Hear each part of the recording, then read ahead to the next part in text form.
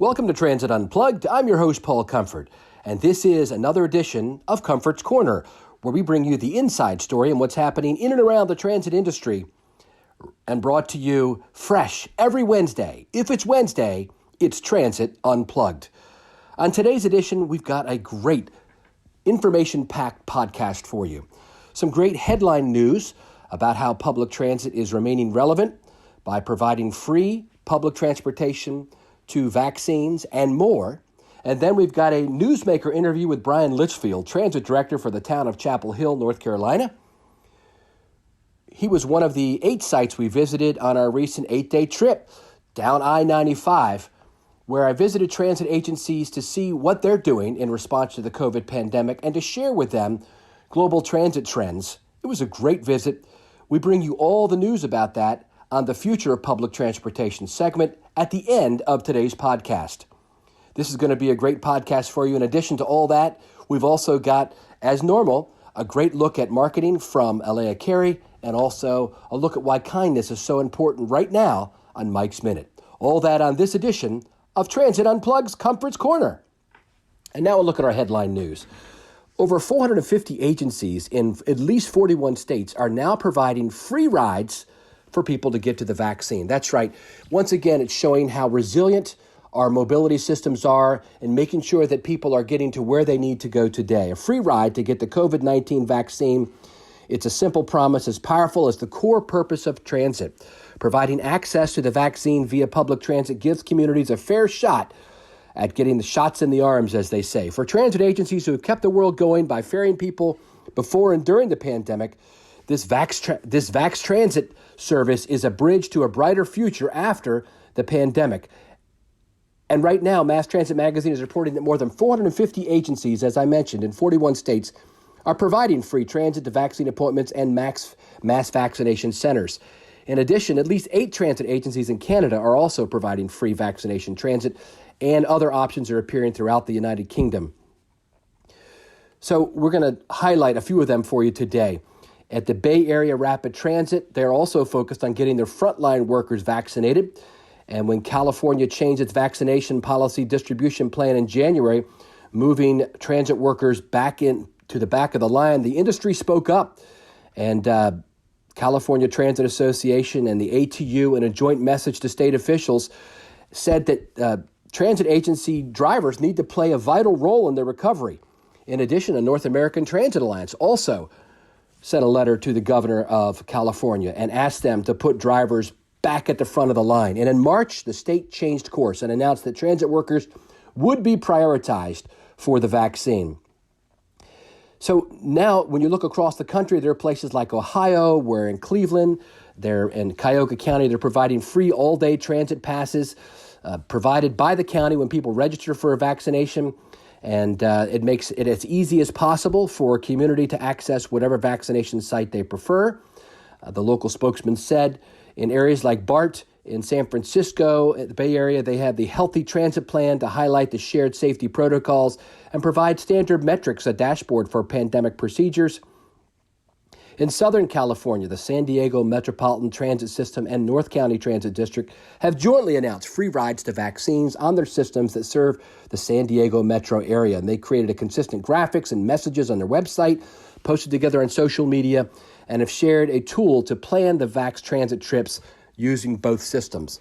And it's happening all across the country and in Canada too, where people are able to get public transportation free, riding to their transit, wherever the hub is where you're getting the vaccination from. Let's take a look at Kansas City, where our friend Robbie Makinen, who will be a keynote speaker at this year's Think Transit conference coming up later at the end of April.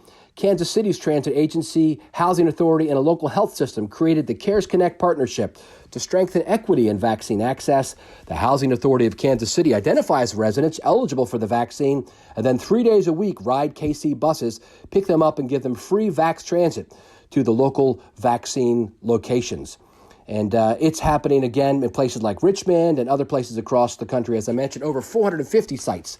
Good news for the public as they show public transit agencies being resilient and meeting the needs of their local community. Another interesting approach, the city of Arlington, Texas has now launched on-demand AV, autonomous vehicle shuttle service. That's right. They're now teamed up and offering Via Arlington, where customers have a choice to be picked up in a self-driving vehicle for trips around downtown and the University of Texas at Arlington. The Arlington Rapid Pilot Program is available to riders through an app, and it integrates on-demand autonomous vehicles into an existing public transportation service. A fleet of 5 self-driving vehicles, including a wheelchair-accessible vehicle, is available to book from 7 a.m. to 7 p.m. Monday through Friday for destinations within the Rapid service area. The City of Arlington is operating this Rapid. It stands for Rideshare Automation and Payment Integration Demonstration, through a grant provided by the Federal Transit Administration. And the goal of the project is to provide a blueprint for combining on-demand rideshare and autonomous technologies to develop efficient, safe, and accessible transportation for all riders. In addition to improving public transit options in Arlington, lessons learned from this pilot will be shared widely to help other communities throughout the nation seeking to combine rideshare and autonomous technologies. A real look to the future there. And then finally, in other news, the LA Metro Board has approved contracts for private sector teams to perform pre-development work on heavy rail, monorail concepts, and even overhead concepts for the Sepulveda Transit Corridor project. Contracts to 2 private sector teams have been approved by the board for a first-of-its-kind public-private model. The mega project is planned to connect the San Fernandino Valley with the West Side and eventually LAX Airport via high-speed, high-capacity transit lines connecting 2 busy destinations for residents and workers. And so 2 companies have been awarded this money, and they're looking to possibly do an online kind of and potentially even underground solution. Heavy rail transit solution concept. More than 60% of that partner's team proposed heavy rail concept would travel underground, and the remainder of the line traveling primarily in an aerial section. That's right, an aerial alignment, primarily in the I-405 right-of-way between the Valley and West Side. Amazing new concepts being looked at in LA, and it's being funded, as you might imagine, from that Measure M and with other local, state, and federal sources. This was the funding source that was passed in 2016. And the board will take a look at the results of these preliminary studies and make a decision about whether to move forward with them or not. So today on our headline news, we see how public transit agencies are adapting to the current reality and providing mobility to their community to help people get to what they need now most, which is the vaccine. We also see how autonomous technology is moving forward in the city of Arlington, Texas, and then a look at big capital projects moving forward, funded through dedicated funding sources passed by the voters. Now we move on to our newsmaker interview with Brian Litchfield, transit director for the town of Chapel Hill, and then a look at the future of public transportation, where we do an in-depth look at our recent road trip on I-95, visiting 8 different transit systems and companies to show how they are providing resilience in this era in a post-pandemic period. Thanks for being with us today on Comfort's Corner. If it's Wednesday, it's Transit Unplugged.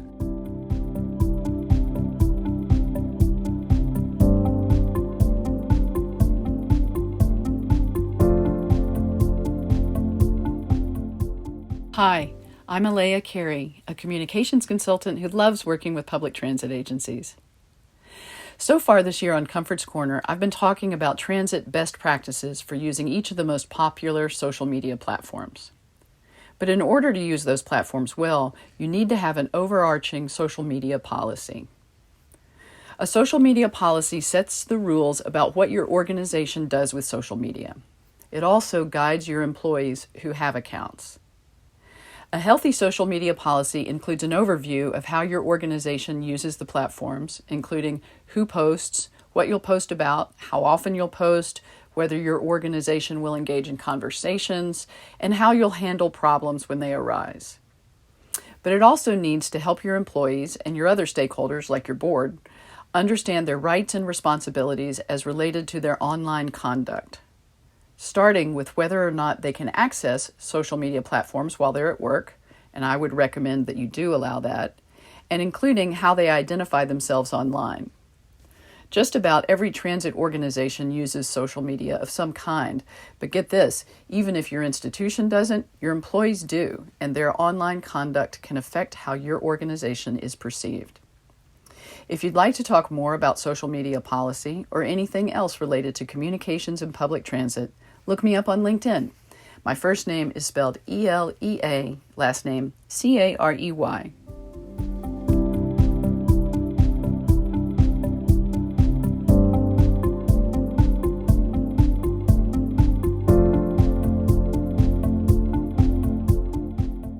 Thanks for being with us today on Comfort's Corner, part of Transit Unplugged podcast, the world's leading transit executive podcast. I'm excited today to be on my first road trip in a year, and I'm down at a great college town in Chapel Hill, North Carolina, and with Brian Litchfield, who's the transit director for the town of Chapel Hill, who's our newsmaker interview today. And I'm sitting in his office here in Chapel Hill. Excited to be with you, Brian. Thanks for having us. Well, we're happy to have you here, and I think you are one of the, outside of some staff, I think you're one of the first persons from outside of Chapel Hill Transit that has been in my office in about a year. So thanks, man. Welcome, and it's great to have somebody here in person. Yeah, well, I'm honored. Thank you so much. So Brian's got so many cool things happening, and this is such a cool town that we wanted to make you part of our tour.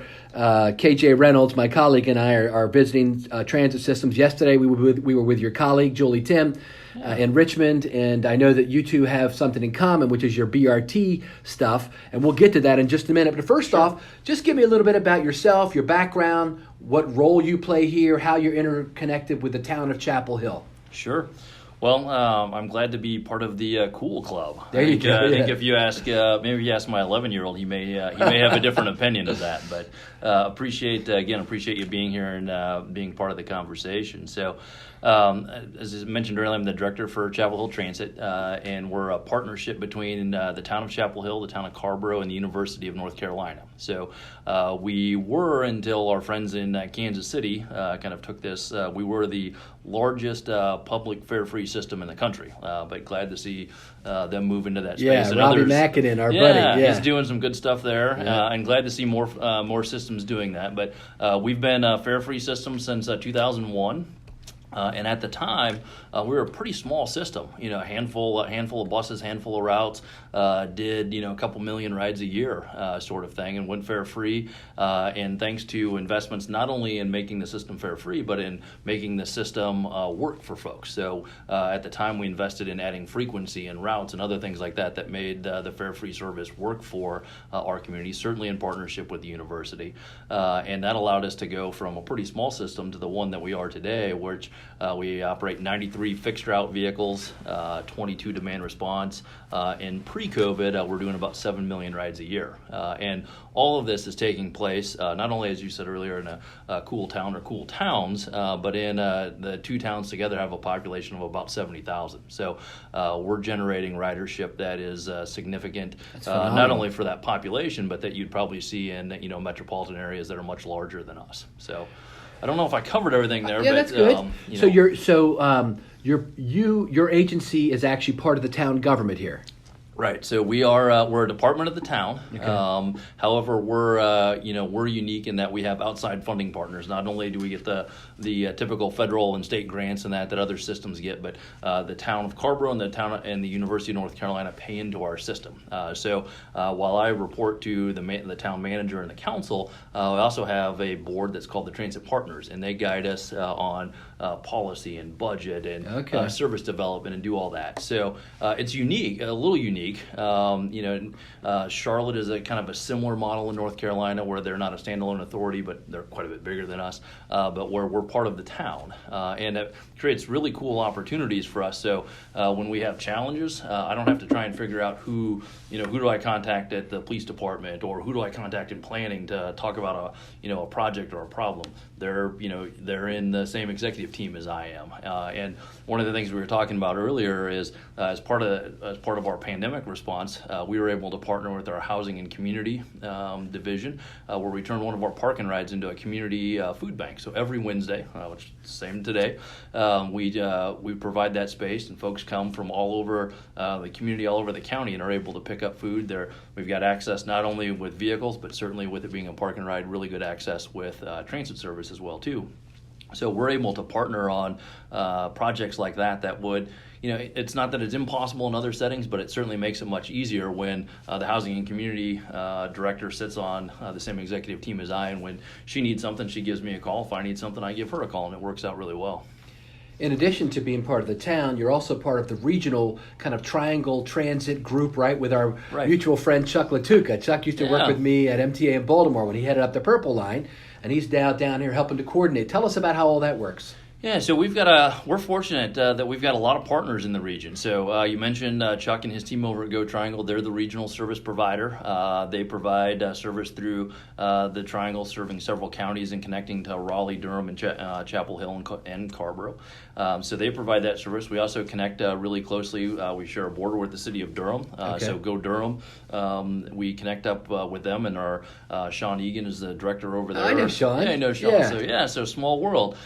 So he's been over there for a little more than a year, and now we're starting to really talk seriously about how we connect our services. For several years, for a long time, predating both of us, there was a invisible barrier between Chapel Hill and Carrboro that said, your routes can't come here, our routes can't come there. Although our customers go back and forth and do many things, and Go Triangle routes come over those, but we've not had really good connections over the years. So we're working on making those connections, and hopefully, if budgets hold up as we hope they will going into next year, we'll see more of that, and we'll build on that as a result of the Orange County Transit Plan and the Durham Transit Plan that are funded through half-cent sales tax, and allowing us to do some of those things. So then Wake, over in Wake, we got Go Raleigh, which is a little further away, so we don't have direct connections with them right now, but we've got a BRT project that's in the project development phase, and we're moving forward. We were a little ahead of our friends in Wake, but they now have made it through and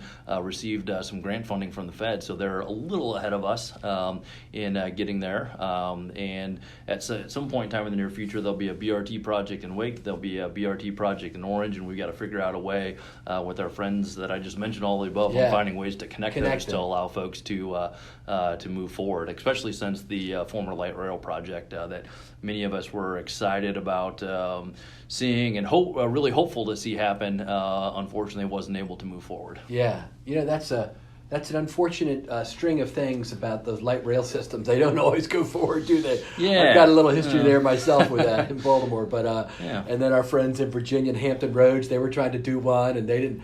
So, but BRT is I don't want to say a great substitute, because I don't think there's any. I think rail has unique characteristics, but it's a great way, if you can't do a light rail system, to kind of get the same functionality, right? But with rubber tired wheels.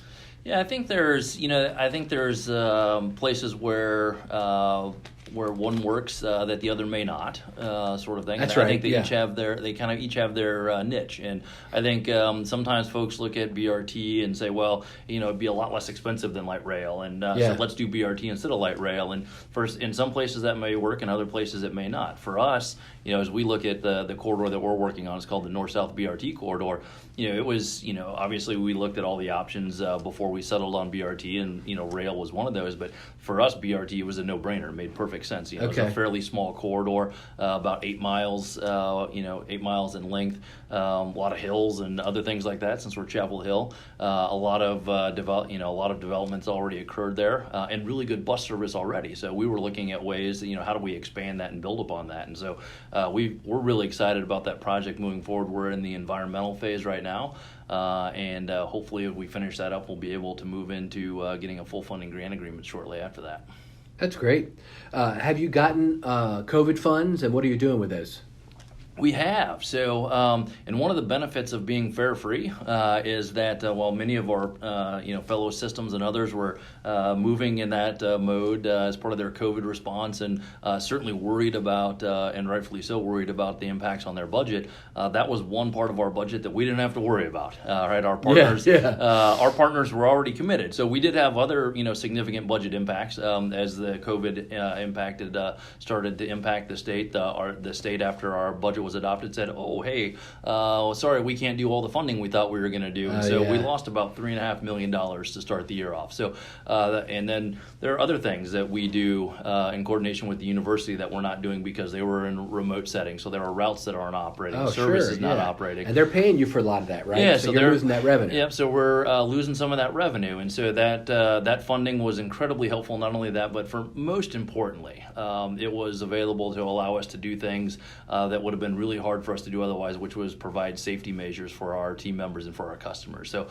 we've bought UV systems that we've installed in our vehicles. UV light systems? UV light systems. Oh, nice. Yep. So we've got those in our fixed route and our demand response fleet. Okay. We were one of the first in the region to do that, and I think a pretty early adopter of that. The first month for us, kind of that March, April timeframe a year ago, we were already installing plexiglass shields for our operators and doing things like that.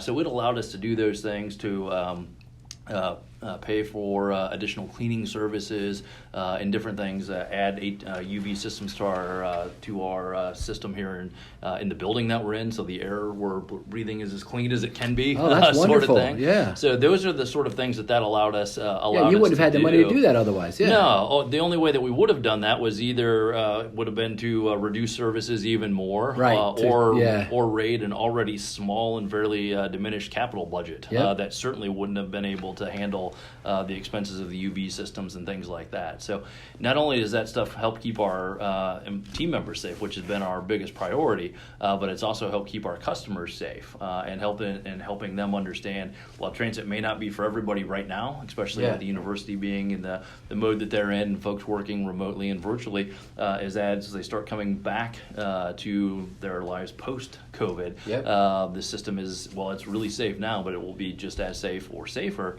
And I think the really interesting thing for us is some of these things we're going to keep, those UV systems and the cleaning protocols and things like that. As we've talked about, I said, these things are great for just regular cold and flu season, right? Yeah. And other stuff. So we're going to continue to, utilize those things, even past COVID, which we hope is sometime soon. But I think while there's been a lot of challenges with COVID, a lot of unfortunate things that have happened, not only in transit but also in a lot of our personal lives from that. I think there's some of the benefits that have come out of that have been, as we talked about earlier, the development of the community, as I mentioned, the food bank earlier. I think a lot of those things have happened that may not have happened otherwise. And then some of these other, the cleaning protocols and other things, I think, that are going to help keep us safe in the long term will be great to have. Yeah, Julie told me the same thing in Richmond, and I'm hearing that across the country.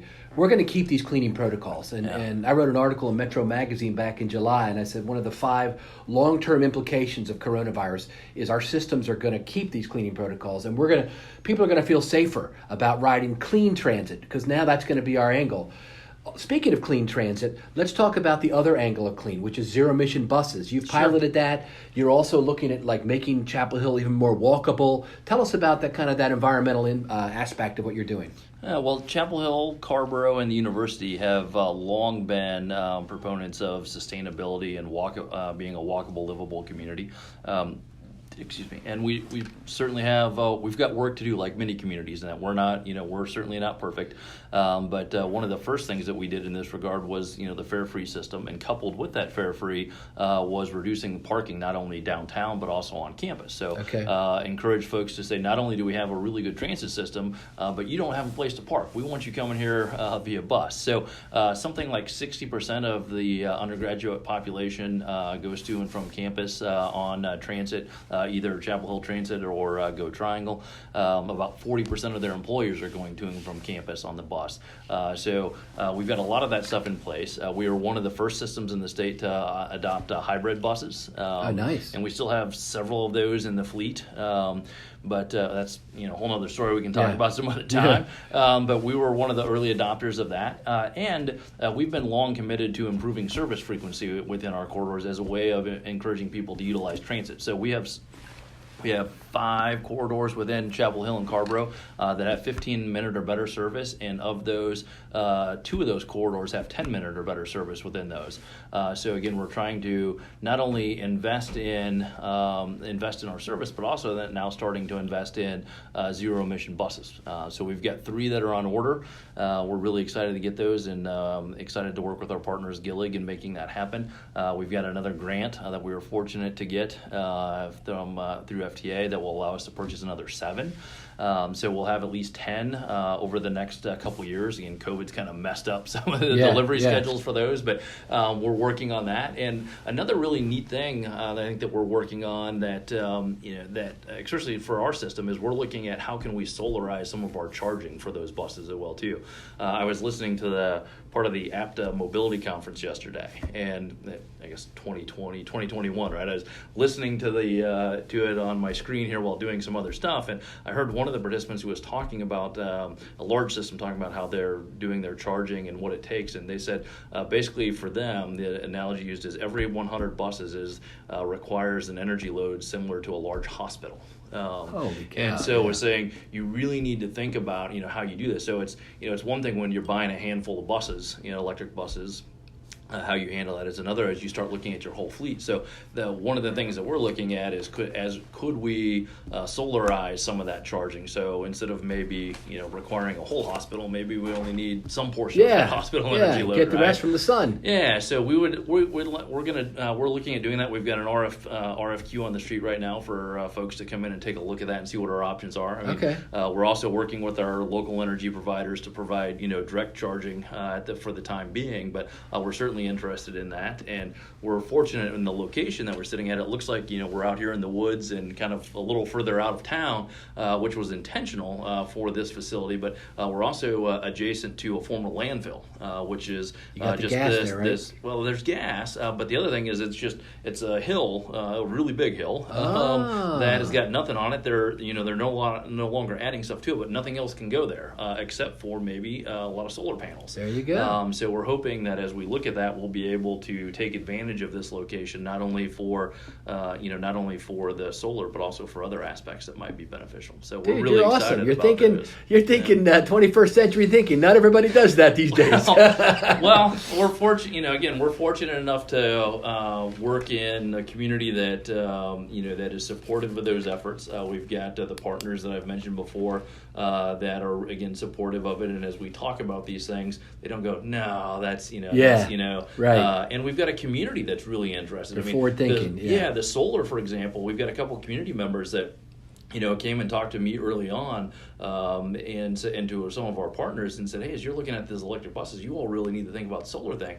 And frankly, we hadn't really thought a whole lot about it. I mean, we've got solar panels on the building now, and we were talking about putting solar panels over our parking facility to do some more solar electric generation for the building, but we'd never really thought about how that could tie into the fleet. And a couple of community members said, you really need to think about this. And so we're thinking about that connection. We're also thinking about how we connect with our Orange County Sewer and Water Authority, who's got a lot of land and a lot of what they're moving into solar as well too, is how could we work with them to make those connections. And something that we've not we've talked about but are really excited about looking more into is how in the school district, Chapel Hill, Carborough, and Orange County, as they start moving into electric infrastructure for their school buses, can we partner in some sort of ways to make sure that maybe the infrastructure costs are less to all of us, or are there other ways that we can partner? So that's something that we're just starting to explore in that regard as well too. That's wonderful. Well, Brian, you've got a lot going on, and I'm excited to meet with your staff in just a minute and talk about some of the global trends, and you're definitely leading the way. Thanks so much for being our Newsmaker interview today on Conference Corner. Brian Litchfield, Transit Director for the town of Chapel Hill here in North Carolina.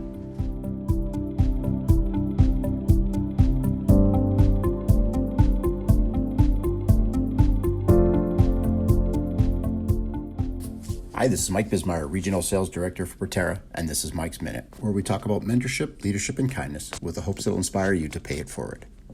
As we were recently able to virtually and vicariously join Paul as he went back out on the road to visit customers and transit agencies on an ambitious Back to It journey, it was great to see the smiles, the in-person meetings, and the excitement that accompanied.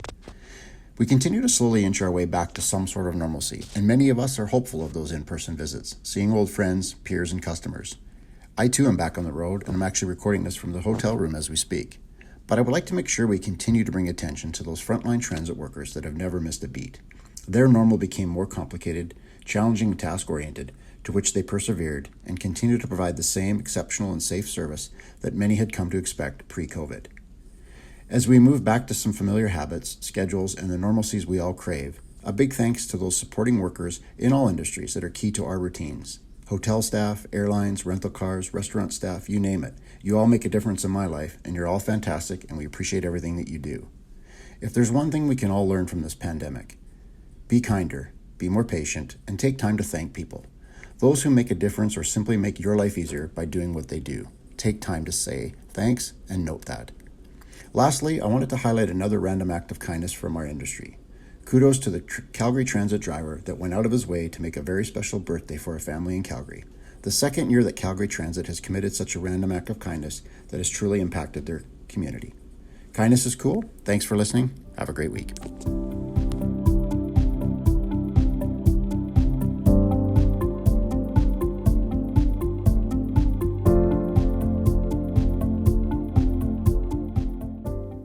Join us April 26 to 28 for virtual Think Transit. This 3-day conference will feature powerful keynote sessions from industry leaders, live demos of our new and innovative solutions, and takeaway resources you'll be able to apply at your transit agency. You'll network with over 500 professionals and learn industry trends, all from the comfort of your home or office. Registration is now open. Visit trapezeGroup.com/thinktransit to register today.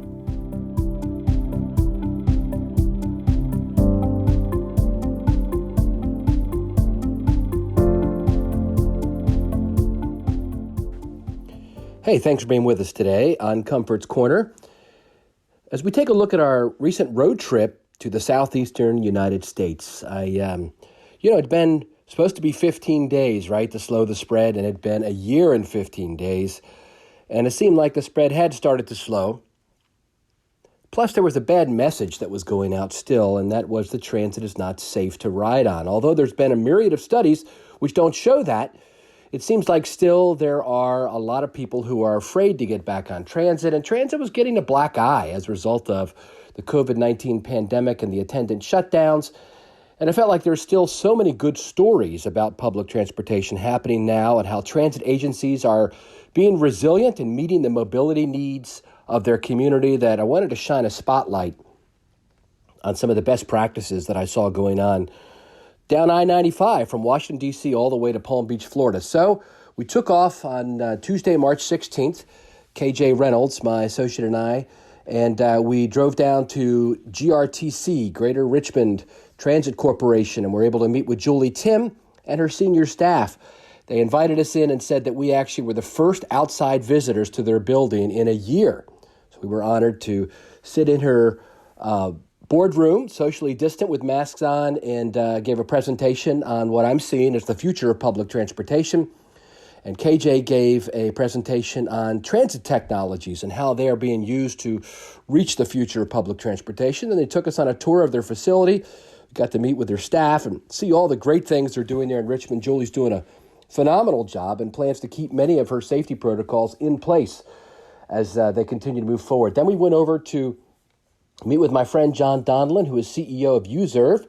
They are an adaptive TNC, similar to Uber and Lyft, but adaptive in the sense that they are both drug tested and background checked. Their drivers are, and they are out in many cities around the country helping people recover from the pandemic, providing public transportation, paratransit services, and other services, mobility services. And so it was great to meet with them, look at how they are moving forward in this coming out of this pandemic. Then we drove down to Chapel Hill the next day and met with Brian Litchfield, transit director for the town of Chapel Hill. I taped him for the podcast interview, which you heard today. And then I was able to present the future of public transportation to his staff in a very futuristic way, because I sat in the conference room at one end of the conference room table and KJ sat on the other, and no one else was in the room with us. But we were actually on our laptops via Zoom, and all the staff members were in their own offices. And we presented the future of public transportation. And KJ once again presented how transit technology is helping transit agencies recover from the pandemic. And then they gave us a tour of the facility. And quite interesting. Great visit with our friends in Chapel Hill. And KJ came home, and I drove down the rest of the way to Charleston, where the next day, on Thursday, March 18th, was public transit Driver and Staff Appreciation Day, and I was able to celebrate that with our friends at Carta. The general manager, David Bonner, works for TransDev, went out to their facility that morning, participated in greeting and congratulating some of their employees for the great work they've been doing as the frontline troops in this fight against this pandemic, continuing to help mobility in their community of Charleston, South Carolina, as well as recovering our economy by providing innovative mobility efforts. On Friday, I had a wonderful time at the Jacksonville Transit Authority. Nat Ford, the CEO, former chairman of APTA, and a good friend of mine, invited me to attend the ribbon cutting for a vaccine bus. So they are taking the fight to the pandemic by using their own public transit buses. They had 2 buses, and they had lots of officials there for the ribbon cutting. And as soon as we were done the ribbon cutting, they went right out into the community and started delivering vaccine shots to underserved areas of the community. With a cool-down bus afterwards, after people get the shot, they can sit in there and wait for the appropriate amount of time. Just a great, innovative way to continue to make public transportation and our vehicles and our assets really serve the community. Then I was able to interview Nat in his office at his brand new building there, the JRTC at La Villa, to talk about all kinds of great things, gas tax, the next step in that, the future of their Skyway, their COVID-19 response, their MOVE plan, all kinds of great things they have going there. One of the most innovative transit agencies in the country, no doubt about it. And then I was able to have lunch with Nat and some of his staff, and then Greer Gillis, his vice president of system development, took me on a tour of all their facilities. I was able to meet with some of their contractors and MV Transportation for their paratransit service, and then spent the afternoon with Bernard Schmidt and the team, vice president of automation, at their autonomous vehicle test and learn facility. And I posted some videos. If you didn't get to see them, you should definitely go back and look at my feed on LinkedIn, and also on the Trapeze LinkedIn page, where for a week they kind of did one of these social media takeovers and let me take over and post every day. So if you want to see pictures and some more information about the trip, look at our 2 LinkedIn feeds. But just amazing things, and they're actually helping OEMs, original equipment manufacturers, who are building these autonomous vehicles, get them in better shape for their usage in various situations in public mobility. Just a great day, a full day there with great team at JTA. And then the next week, Monday, March 22nd, I was at PalmTran in Palm Beach, Florida, with Clinton Forbes, the CEO. We did an interview for the podcast, and then took a tour of the facility, got to spend some time at their brand new Delray facility, which really isn't even occupied yet. They just opened it up, had a ribbon cutting on it a month ago, and just like JTA, they had their ribbon cutting a year ago, but really never fully occupied the building due to COVID, and they're just now coming back. Both of them are into the facilities. And then on Tuesday, March 23rd, the final day, I was able to spend the day with our friends at the Palm Beach Transportation Planning Agency. Valerie Nielsen, the deputy director there, set it all up. I was able to have lunch with the mayor of Royal Palm Beach, and who's also the board chair and the executive director of the organization, and talk about their mobility needs and how we could possibly even continue to work with them to facilitate kind of the next steps in their mobility revolution they're trying to do there in the Palm Beach area. Then was able to teach a class on the future of public transportation, again, socially distant, with just a few staff people in the conference room, but via Zoom, dozens of others around the region joined in. And then we actually did a book signing, which was fun to do, for my book, The Future of Public Transportation. So kind of as I sum it all up, the trip was a great trip to kind of see what transit agencies are doing now in the wake of COVID, how they've responded. And it came to me that these transit agencies are showing how resilient they are. So many of them had responded to the COVID-19 crisis the way most transit agencies had, right? By beefing up their safety protocols. But in the wake of the pandemic, and as they started to see demand shifts potentially become more permanent, many of them now are looking at other approaches, like Palm Beach is looking at more of a microtransit approach and a deviated fixed route, flex route approach. And as we saw at Jacksonville, they're looking at how autonomous vehicles can assist, and also using vehicles and taking them right out to the community to get vaccines into the community. All these various approaches at transit and mobility. Plus, they're looking at new funding sources, local funding sources, to continue to build on the momentum coming out of this pandemic, where we saw that public transportation really is an essential service. It's not like taking a cruise. It's not like even taking an airplane ride. Even when the officials had told folks only essential workers could ride, most transit agencies were still at 50 to 60% of their ridership in their core bus service, because the people that take public transit really are the essential workers that make our economy really move. And so now transit agencies are adapting to where the new needs are and making sure that mobility is personalized and sometimes autonomous, connected, and electric, as our friends at TransDev used to say, and Jan Lariche used to say. And that really is what's happening. This trend continues in public transit. And we're going to be talking more about the lessons learned in an article that I write for Mass Transit Magazine, which you can catch in the next few weeks. And also at the Trapeze website, I'll be putting up a blog post about some of the technology, the great cool new technology I saw while on the road, and where I think we're headed as an industry. All that'll be on the Trapeze blog site. Overall, it was a great visit. I'm happy to be back on the road. If you'd like me to visit your agency or interview your CEO for a future podcast, just shoot me a message. I'm at paul.comfort@trapezegroup.com.